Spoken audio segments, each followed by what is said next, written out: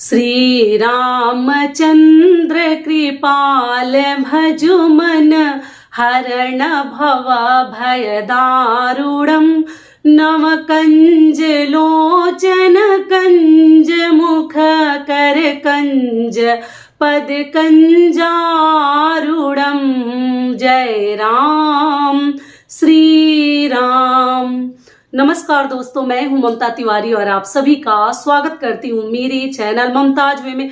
कैसे हैं आप सब? तो ये बताने के लिए कमेंट बॉक्स में जय श्री राम जरूर लिखें।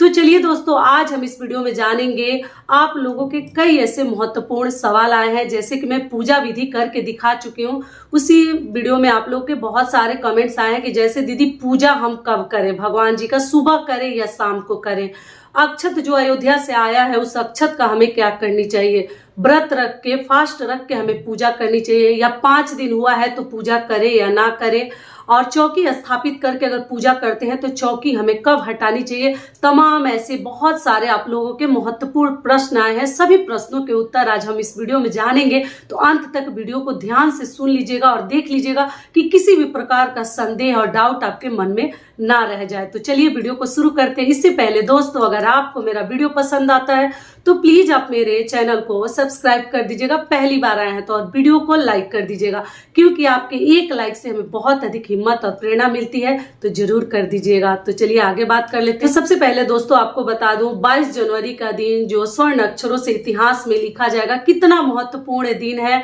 तो उस दिन श्री रामचंद्र जी एक बार फिर से अयोध्या आ रहे हैं, और अयोध्या में प्राण प्रतिष्ठा कब होगा वो भी मैं आपको बता दूंगी, और उस दिन हमें क्या क्या करने हैं और क्या क्या नहीं करने हैं सब कुछ मैं आपके साथ शेयर करूंगी। तो सबसे पहले आप लोगों का सवाल है कि दीदी ये पूजा पाठ जो है क्या हम व्रत रख कर करेंगे? 22 जनवरी के दिन है सोमवार, सोमवार के दिन ये सभी कार्य होंगे, तो अपने घर में हमें कैसे क्या करने हैं? तो देखिए, व्रत रखना और नहीं रखना टोटल आपकी इच्छा के ऊपर है। अगर आपको बहुत अधिक भगवान में श्रद्धा है तो आप जो है व्रत रख के भी पूजा पाठ कर सकते हैं। उस दिन द्वादशी तिथि है, शुक्ल पक्ष की द्वादशी तिथि है, तो बहुत सारे लोग द्वादशी का पारण भी करेंगे। 21 तारीख को एकादशी है और 22 जनवरी को द्वादशी है, तो शुक्ल पक्ष के द्वादशी तिथि के दिन ही प्राण प्रतिष्ठा किया जाएगा। तो व्रत रखना और नहीं रखना, जो पारण करना चाहते हैं वो नहीं करेंगे, और जो ऐसे भी व्रत रखना चाहते हैं टोटल आपकी इच्छा और मर्जी के ऊपर है, कोई दबाव नहीं। आप चाहे तो व्रत रख के भी पूजा पाठ कर सकते हैं, आप चाहे तो बिना व्रत रखे भी केवल श्रद्धा से पूजा भी कर सकते हैं। और दूसरा आप लोगों का महत्वपूर्ण सवाल है कि दीदी जो अयोध्या से हमारे घर निमंत्रण जो आया है उसमें अक्षत है, अक्षत का हमें क्या करनी है? तो ध्यान से बातों को सुनिएगा और समझिएगा। देखिए, जो भी पीले अक्षत आए हैं उस अक्षत को आप क्या कीजिएगा, और भगवान का सोच लीजिए कि कितना बड़ा चीज है वो।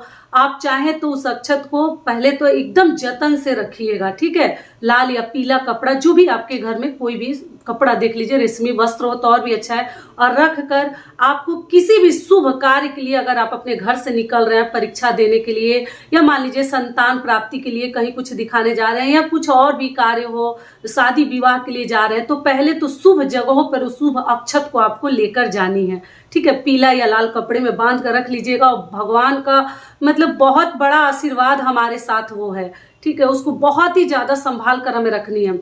या तो आप जहां भी अपना पैसा रुपया रखते हैं, बहुत ज्यादा तो है नहीं, 2-4 दाना ही है, तो उसको कपड़े में लपेट कर लाल पीले और वहां भी रख सकते हैं। तो आपको किसी भी प्रकार का, भगवान चाहेंगे तो आपके घर में परेशानी और दिक्कत आ ही नहीं सकती।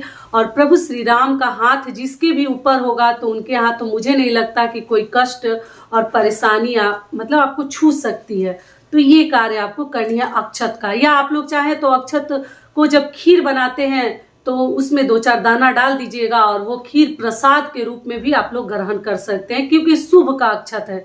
तो शुभ का कार्य आपको मालूम ही है कि कितना अच्छा होता है। तो इस प्रकार से अक्षत का आपको कार्य करनी है। अगला आप लोग का सवाल है कि दीदी जब हम चौकी की स्थापना करेंगे तो वो चौकी कब हटाएंगे? तो देखिए, चौकी अगर जगह है आपके घर में, स्थान है, तो आप अगले दिन चौकी हटाने की कोशिश करें, क्योंकि पूरे दिन तो कार्यक्रम ही चलेगा भगवान का, तो उस समय भगवान को इधर उधर मतलब हटाना सही नहीं होगा। तो आप लोग अगले दिन मतलब 23 तारीख को सुबह स्नान ध्यान करके चौकी आप लोग हटा सकते हैं, और भगवान को फिर उनके सही स्थान पे, जहाँ हो आप फोटो प्रतिमा रखती हैं, वहां रख सकती हैं, क्लियर हो गया। और राम दरबार की फोटो के लिए आप लोग पूछे कि दीदी उस दिन ले सकते हैं, तो जी बिल्कुल ले सकते हैं और घर में भी रख सकते हैं। किसी भी प्रकार की बातों को लेकर मन में टेंशन आप लोग ना पाले, रख सकते हैं, कोई दिक्कत नहीं है। अगला आप लोग का सवाल है कि दीदी मासिक धर्म का 5वां दिन है तो क्या पूजा पाठ कर सकते हैं? तो देखिए, अगर आप पूरी तरीके से सही हो गई है, नियम तो नहीं है कि 5वें दिन पे भगवान की हमें पूजा करनी चाहिए, लेकिन बहुत ही बड़ा मतलब दिन है। आपको मालूम ही है कि सनातन धर्म के लोगों के लिए ये कितना खास दिन है। और फिर हम उस दिन अपने घर में पूजा पाठ ना करें, मान लीजिए घर में अगर कोई हेल्प करने वाला है तब तो उन्हीं से करवा लीजिए, दिया बाती आप लोग कर लीजिएगा। लेकिन मान लीजिए अगर कोई नहीं है तो फिर मंदिर को उपवास रखना भी सही नहीं है, अच्छा नहीं लगेगा। तब आप लोग भगवान का नाम लेकर 5वें दिन अगर पूरी तरीके से ठीक हो गई है तब बातों को ध्यान से पहले समझ लीजिएगा और अपने ऊपर गंगा जल का छिड़काव करके पूरी तरीके से शुद्ध होकर, और इतना खास दिन और महत्वपूर्ण दिन अपने हाथ से जाने मत दीजिएगा। आप लोग पूजा कर सकती हैं, लेकिन ठीक नहीं हुई है तो आप लोग पाप की भागीदारी मत बनिएगा, तब भगवान को स्पर्श मत कीजिएगा। क्लियर हो गया। अगला आप लोग का सबसे महत्वपूर्ण सवाल है कि दीदी पूजा कब करें? पूजा सुबह करनी है या शाम को करनी है? तो देखिए, मैं तो ऐसे पूजा विधि हमें क्या क्या करनी है सब कुछ मैं करके दिखा चुकी हूँ। स्वास्तिक भी बनानी है, तो आप लोग बोले हैं कि घर में स्वास्तिक बनाते हैं तो स्वास्तिक को बंद नहीं करते हैं। तो देखिए, कई लोगों का अपना अपना मत है, तो आप जिस भी विधि से बनाना चाहते हैं आप लोग बना लीजिएगा। मेन डोर पे मतलब मुख्य द्वार पे स्वास्तिक बनाए तो और भी बेहतर है। अगर वहां गेट है, नहीं हो पाता है, तो अपने पूजा मंदिर के दरवाजे पे भी, मतलब कहीं ना कहीं जरूर वो शुभता का प्रतीक है, शक्ति का, सुख समृद्धि का प्रतीक है स्वास्तिक, तो आपको जरूर बनानी चाहिए, तो आप लोग बना लीजिएगा। ये क्लियर हो गया। और पूजा की रह गई बात, तो देखिए पूजा जो है आपको जैसे 12 बजे से सभी पूजा पाठ के शुभ मुहूर्त है, 12 बजे से ही पूजा पाठ 1-1:30 बजे तक चलेगा। तो आप सुबह में नॉर्मल विधि से जो मैं बता चुकी हूँ पूजा पाठ आप लोग कर लीजिएगा, ठीक है। गंगा जल का छिड़काव वगैरह कर लीजिएगा घर में, और आप जो है स्वास्तिक वगैरह सुबह ही बना सकते हैं। और आप सुबह में भी चाहे तो दीप जला सकते हैं, लेकिन सुबह में जलाने का कोई उतना ये नहीं है। आप लोग केवल भगवान का नॉर्मल विधि से जो भी पूजा पाठ करना चाहती है कर लीजिएगा। फूलों का हार वगैरह चढ़ाकर भगवान की पूजा कर लीजिएगा, चंदन वगैरह लगाकर, ठीक है। और जो दीपक वाली चीजें हैं जो अपने घर में हमें दिवाली जैसी मनानी है, 5 दिया, 11 दिया, 21 दिया, आप लोग पूछे दीदी कौन सा मतलब कितना दिया हमें चाहिए, तो देखिए आपकी टोटल इच्छा है, आप जितना दिया आपको संभव हो आप लोग प्रज्वलित कर सकते हैं। और फूलों का आसन जरूर दे दीजिएगा, मैं सब कुछ बता चुकी हूँ। ये क्लियर हो गया। तो आप लोग जो है शाम को ही विधि विधान से पूजा कीजिएगा। मिठाई का भोग लगा सकते हैं, खीर पूड़ी का भोग लगा सकते हैं, और सुबह में जो प्रतिदिन वाले पूजा पाठ है उस प्रकार से मतलब जैसे हम प्रतिदिन करते हैं सरल विधि से कर लीजिएगा। और शाम को एकदम अच्छे से, या दोपहर में भी आप लोग कर सकते हैं, जैसे 12 बजे से तो पूजा पाठ शुरू ही होगा, तो उस समय भी आप लोग कर सकते हैं।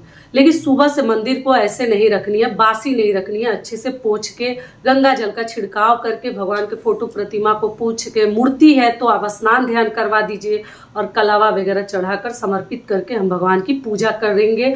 अखंड ज्योति की बात रह गई, तो देखिए अगर आपको समय मतलब आप घर में रहने वाली है, कहीं जाने वाली नहीं है, तब अखंड ज्योति जरूर आप राम ज्योति प्रज्वलित करके एक कोने में रख दीजिए और ध्यान देते रहिएगा कि बूझे ना, ठीक है। और जब जहाँ पे आप लोग चौकी स्थापित कर रही हैं वहीं पर साइड में, ऊपर ना रखें, नीचे ही रख दीजिएगा किसी भी पात्र में, या फूलों का आसन देकर, क्योंकि कई ऐसी मेरी बहनें बोली है कि दीदी जल जाते हैं तो गिर जाता है दिया, तो ऐसे वैसे, तो ध्यान रखकर अखंड ज्योति आपको प्रज्वलित करनी है, लेकिन जरूर कर दीजिएगा संभव हो तब।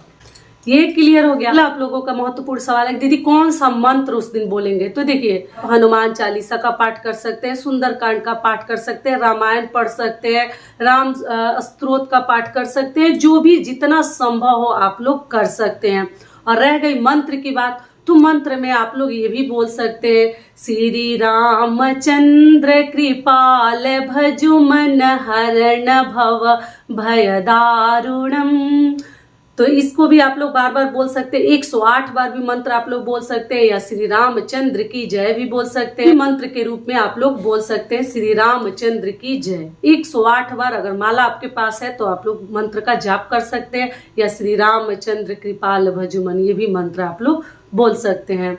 और आरती में तो मैं बता ही चुकी हूँ, श्री रामचंद्र की भी आरती आप लोग कर सकते हैं, या भय प्रकट कृपाला दीन दयाला कौशल्या हितकारी हर्षित महतारी मनु तनहारी अद्भुत रूप निहारी लोचन अभिरामा तनु घन श्यामा। तो ये आरती आप लोग गा सकते हैं और अपने घर में शंखनाद घंटी की ध्वनि करके हमें पूरे घर में पूजा पाठ करनी है।